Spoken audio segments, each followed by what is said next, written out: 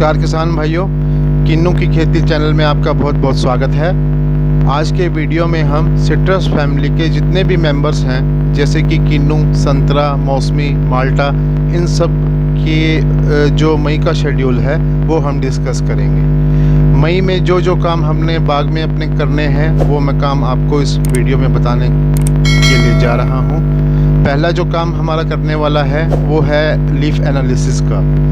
किसान भाइयों, जैसे कि आपने अगर मेरी पुरानी वीडियोस देखी होगी तो हमने उसमें डिस्कस किया था कि सोयल की रिपोर्ट हमने एग्रीकल्चर डिपार्टमेंट से, हॉर्टिकल्चर डिपार्टमेंट से एनालिसिस करवानी है, ताकि हमें अपनी जो सोयल के अंदर फॉस्फोरस, नाइट्रोजन, पोटाश, जिन जिन मैक्रोन्यूट्रिएंट और माइक्रोन्यूट्रिएंट की कमी है वो हम जान सकें। तो अब हमारा जो मई का महीना है उसमें हम अपनी लीफ एनालिसिस को जो है वो करवाएंगे। लीफ एनालिसिस से हमें पता चलेगा कि magnesium, manganese, zinc, boron, iron किन किन माइक्रोन्यूट्रिएंट्स की कमी है और किस डोज के हिसाब से हम उसको पूरा अपना बाग में कर सकते हैं, ताकि ड्रॉपिंग जो अब जून में होने वाली है या जो अब चल रही है उसको हम रोक सकें। पूरा का पूरा न्यूट्रिएंट जो है हम लीफ एनालिसिस के बारे में तय करने के बाद ही अपना स्प्रे का शेड्यूल तय करेंगे। जो सेकंड काम करने वाला है वो फिर से सिट्रस सिल्ले का कंट्रोल है। अभी क्या है, हरियाणा, पंजाब में टेम्परेचर जो है अभी काफ़ी डाउन है। मई के महीने में 23 डिग्री से लेकर 30 डिग्री के आसपास अभी चल रहा है। जैसे कि आज 5 मई है तो आज भी टेम्परेचर जो है लो है। तो अभी क्या होगा कि लो टेम्परेचर से अभी हाई टेम्परेचर की जब हमारा इन्वायरमेंट है मूव करेगा तो उस टाइम भी ड्रॉपिंग होने के चांसेस ज़्यादा हैं। तो हमें अपना लीफ एनालिसिस कराने के बाद जो भी न्यूट्रिएंट की कमी आएगी, मेरे हिसाब से बेसिकली जिन ज़मीनों में एल्कलिनिटी ज़्यादा है, एल्कलिनिटी का मतलब पीएच जो है 7 से ज़्यादा है, उन ज़मीनों में आयरन और जिंक की कमी आना स्वाभाविक है और वो रहेगी।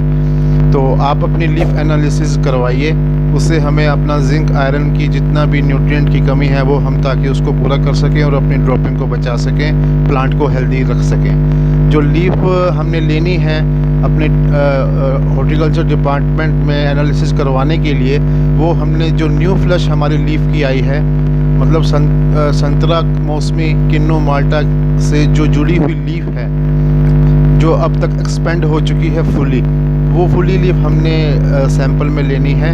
5 से 10-15 पत्ती, 20 पत्ती उनकी तोड़कर हमें अपना उसको एक प्लास्टिक के बैग में साफ़ करके पानी से और उसको सबमिट करवाना है, ताकि जो भी हमने पिछली स्प्रेज उन पत्तियों पे की है उस स्प्रेज का जो आकलन है उस पत्ते पे धुल जाए और हमें जो सही रिपोर्ट है न्यूट्रिएंट की जो हमारे लीफ में है वो हमें पता चल सके। तो पहला काम करने वाला है लीफ एनालिसिस वाला। दूसरा काम है वो इस मई के महीने में सिट्रस सिल्ला का प्रकोप देखने को मिल सकता है। सिट्रस सिल्ला की जो मैंने आपको इंसेक्टिसाइड्स बताई है वो चैनल किन्नू की खेती में ऑलरेडी अपलोड मैं कर चुका हूं, तो आप वहां से अपना डोज जो है निर्धारित कर सिट्रस सिल्ले को, अडल्ट और निम्फ को कंट्रोल कर सकते हैं। शॉर्ट में अगर मैं आपको बताना चाहूं तो इस टाइम प्रोफेनोफॉस 2 ml प्लस एक्टारा 0.5 ग्राम के हिसाब से ठीक रहेगा। प्रोफेनो मैंने इसलिए बताया क्योंकि मई के महीने में कुछ संतरों के बाग में मिलीबग देखा जा सकता है। मिलीबग के लिए प्रोफेनो सबसे कारगर दवाई है। उसका रिज़ल्ट सिल्ले पे, एडल्ट पे भी रहेगा। उसका रिज़ल्ट जो है हमारी अगर कोई सुंडी है तो उस पर भी थोड़ा रिज़ल्ट रहेगा उसका।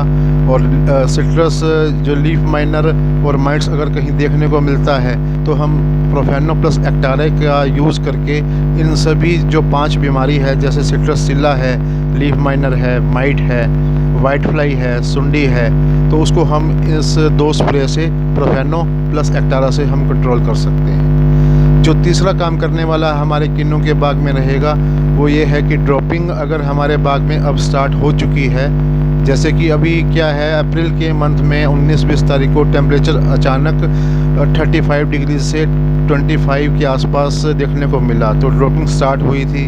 जब हमने 2,4-D का स्प्रे उस पर किया तो ऑलमोस्ट जो है ड्रॉपिंग ना के बराबर रही। कई जगह पर 2,4-D के रिज़ल्ट भी ठीक तरीके से नहीं आए। तो 2,4-D की स्प्रे हम अब मई में एग्जैक्टली 1 महीने के गैप के बाद हम दोबारा फिर से करवा सकते हैं, ताकि हम जून में जो टेम्परेचर हमारा बढ़ने वाला है उसकी ड्रॉपिंग को हम रोक सकें। जिन बागों में आसपास 2,4-D की स्प्रे करना सूटेबल नहीं है, जैसे कहीं किसान भाइयों ने नरमा भी लगा रखा है, तो 2,4-D को जो इस्तेमाल करना है आपको, तो मैं आपको सलाह दूंगा कि आप 2,4-D की बजाय जिब्रेलिक एसिड जो GA3 है वो ही इस्तेमाल करें, जिसकी डोज़ रहेगी 100 लीटर वाटर में 1.5 ग्राम, 1 ग्राम से लेकर 1.5 ग्राम। और साथ में आप इसको 8 ग्राम पर लीटर ऑफ यूरिया भी मिला सकते हैं। और एक अगर फंजीसाइड सिस्टेमिक कर दें तो ड्रॉपिंग रोकने में काफ़ी जो है हमें कारागार ये दवाई जो है ठीक रहेगी। थर्ड जो काम करने वाला है हमारे किन्नू, संतरा, मौसमी और माल्टे के बाग में, वो है वाटर का मैनेजमेंट और सॉइल मॉइस्चर को जो है वो ठीक तरीके से रखना, ताकि हम जून वाले जो गर्मी आने वाली है उसकी ज़्यादा गर्मी आने वाली है उस टेम्परेचर को जो है हमारा ड्रॉपिंग होने के चांसेस को रोक सकें।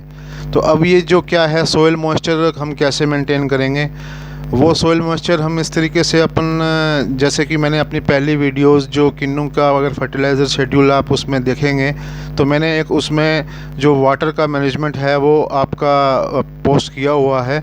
वो मैं अभी इस वीडियो के लास्ट में भी आपको एज और मंथ वाइज का वाटर का ड्रिप इरिगेशन का सिस्टम समझा दूंगा कि किस तरीके से हमने, जैसे अब मई है, मई में जो 3 साल का प्लांट है उसमें 17 लीटर पानी देना है पर डे के हिसाब से।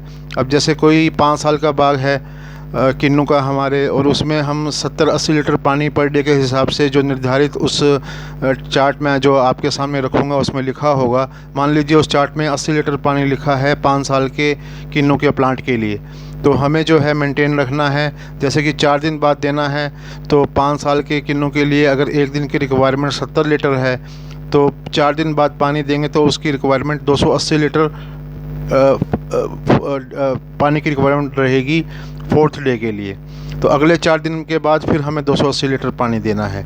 जो भी वाटर मैनेजमेंट का शेड्यूल है बाय ड्रिप इरिगेशन, वो इस वीडियो के लास्ट में मैं जो है आप उसकी फ़ोटो जो है सेव रखिए, उसी हिसाब से हम पानी का मैनेजमेंट इसमें रखेंगे। पानी के मैनेजमेंट के साथ साथ मैं आपको एक बात और कहना चाहूँगा। अभी क्या है, जो भी ये वाटर का मैनेजमेंट ड्रिप इरिगेशन वाले का सिस्टम के हिसाब से जो बनाया गया है शेड्यूल, वो एक एवरेज टेम्परेचर के हिसाब से बनाया हुआ है। अभी हरियाणा और पंजाब में टेम्परेचर जो है, जो मई के अंदर गर्मी पड़नी चाहिए उससे टेम्परेचर काफ़ी कम है। तो पानी का शेड्यूल भी जो है हमें वाटर का थोड़ा उसमें घटाना पड़ेगा, क्योंकि उस जो मैंने डाटा वाटर के उठाए हैं वाटर मैनेजमेंट के, वो मैंने PIO की ड्रिप इरिगेशन वाले बुकलेट से लिए हैं। तो उनमें जो सामान्य एवरेज टेम्परेचर है वो 30-32 के आसपास उन्होंने रखा हुआ है। लेकिन मई के महीने में अभी 3 दिन 4 दिन से बारिश होने के बाद जो टेम्परेचर है वो 20 to 25 डिग्री मेंटेन है। तो उसी हिसाब से हम जो वाटर देना है हमें अपने हर प्लांट अकॉर्डिंग टू एज, वो हम थोड़ा सा कम रखेंगे। 4th पॉइंट जो नागपुर यूनिवर्सिटी ने अभी कल ही लॉन्च किया है, असल में क्या है, नागपुर में काफ़ी बरसातें अभी चल रही है, अनएक्सपेक्टेड जो बारिशें हैं वहाँ हो रही है। तो नागपुर के जो साइंटिस्ट हैं, सीनियर साइंटिस्ट डॉक्टर ओंकार सर हैं और काफ़ी अच्छे साइंटिस्ट हैं और भी, तो उन्होंने एक पेपर इशू किया है। उस पेपर में लिखा है कि अगर बारिश बारी बारी हमारे मई के महीने में हो रही है तो हमें उसके लिए COC का इस्तेमाल बारिश रुकने के बाद ज़रूर करना है। तो किसान भाइयों, अपने एरिया में भी अभी 2-3 दिन से बारिश जो चल रही है, हरियाणा, पंजाब और राजस्थान की मैं कुछ बात करूँगा, जैसे बीकानेर है, वहाँ से भी अपने हमारे जो है किसान भाई मुझसे जुड़े हैं, और इधर अपना पंजाब से हैं, हरियाणा से। तो टेम्परेचर के हिसाब से हमने वाटर का मैनेजमेंट रखना है अपना, और बारिश रुकने के बाद 2 या 3 दिन में जब मौसम साफ़ हो जाएगा, 6 और 7 को बताया है मौसम साफ़ होने का, तब हमें COC 3 ग्राम मतलब ब्लाइटॉक्स 3 ग्राम पर लीटर ऑफ वाटर के हिसाब से, या फिर कोसाइड 2 ग्राम पर लीटर वाटर के हिसाब से हमें अपने किन्नू के बाग में स्प्रे करना है। तो ये है किसान भाइयों मई का शेड्यूल का हमारा कंक्लूज़न। आप याद रखिए, मैंने जो पॉइंट्स बताए आपको मई के शेड्यूल के लिए फिर से मैं एक बार दोहरा देता हूँ। फर्स्ट नंबर पे हमें अपनी लीफ एनालिसिस डिपार्टमेंट से करवानी है, ताकि हम उसका न्यूट्रिएंट का पता लगा सकें, कौन कौन से न्यूट्रिएंट हैं वो हमारे प्लांट में डेफिशिएंसी है और उसको हम पूरा कर सकें। सेकंड है सीले का और लीफ माइनर माइट्स का अगर प्रकोप है तो मैंने बताया आपको प्रोफेनो 2 ml 5 साल के बाग से जो बड़े हैं, और साथ में एक्टारा 0.4 ग्राम टू 0.5 ग्राम हमें रखना है।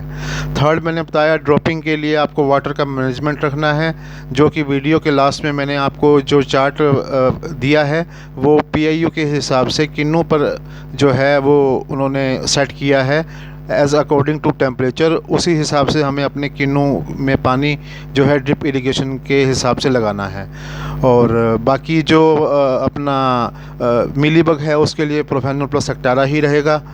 तो आज का मई का सेशन हम यहीं कंप्लीट करते हैं। जितने भी क्वेश्चंस अभी 2 महीने में मेरे कमेंट बॉक्स में या मेरी फेसबुक प्रोफाइल पे मेरे से पूछे गए हैं, वो सभी सवालों का जवाब हम अगली वीडियोस में देखेंगे। उन वीडियोस में लगभग आपके न्यूट्रिएंट के सवाल, जैसे कैल्शियम नाइट्रेट की ज़रूरत क्यों है, सिलिकॉन डाइऑक्साइड क्या होता है, और हमें सरफेक्टेंट है कितना यूज़ करना चाहिए, कौन सा यूज़ करना चाहिए, और काफ़ी किसान भाइयों ने अच्छे क्वेश्चंस पूछे हैं, वो हम पुटअप करेंगे नेक्स्ट लेक्चर में। तो चलिए चलते हैं। नमस्कार, धन्यवाद।